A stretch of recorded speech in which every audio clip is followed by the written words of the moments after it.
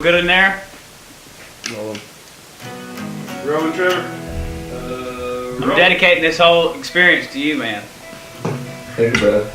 My name is Derik Hultquist. I'm from Nashville, Tennessee. I grew up in a little town south of Knoxville called Alcoa. I was born in Tallahassee, Florida, Little Knowles. I've lived in Tennessee most of my life, with the exception of a few years in Kentucky.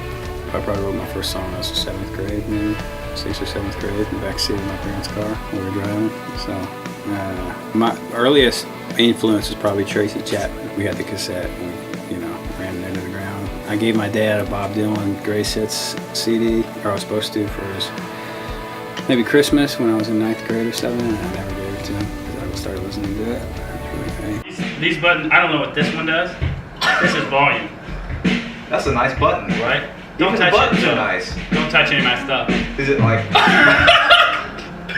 I like pop music just the same, And I had this, hilarious emo band in high school. But I probably had bangs, not like I have now. They were cool back in the 90s.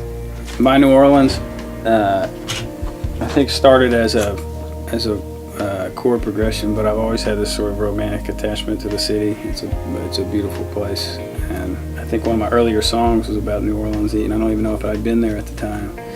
But since it's a great love of mine, the nature of that song is that there's an attachment to the city, just the way that there's a romantic interest in the song, and the two are equally hard to pin down. There's a little bit of it's actually guitar parts, but it's sort of a horn influenced part. The guy named Luke Reynolds that played guitar, who's actually in a band called Guster.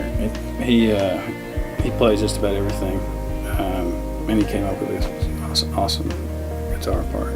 I was supposed to play in New Orleans one time, and then it was a shit show. So no.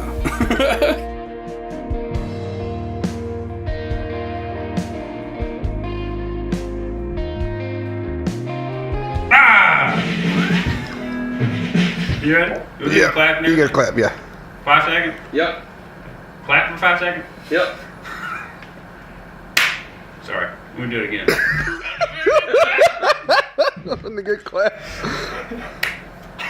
Alright. One Horse Town. One Horse Town.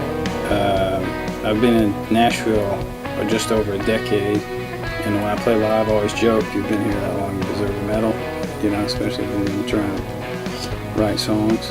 If you have a lady or a man or whoever, if you have somebody you're in a relationship with, sometimes they'll stick it out, but life gives you priorities, and if yours happens to be what mine is, then it tends to make for a messy situation sometimes. Missed the tag, didn't we? You should have tagged it. That's alright. Missed the tag.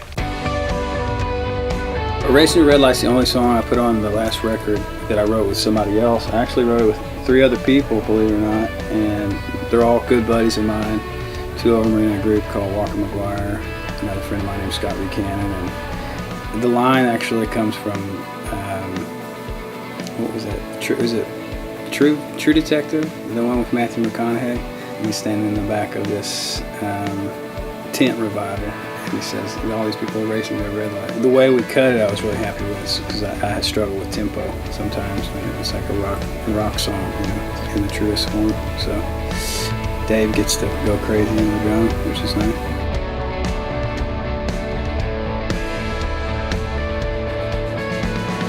What was the writing process? We sat in a teepee for 3 days, naked. That's it. Alright, so what does it truly mean to get back?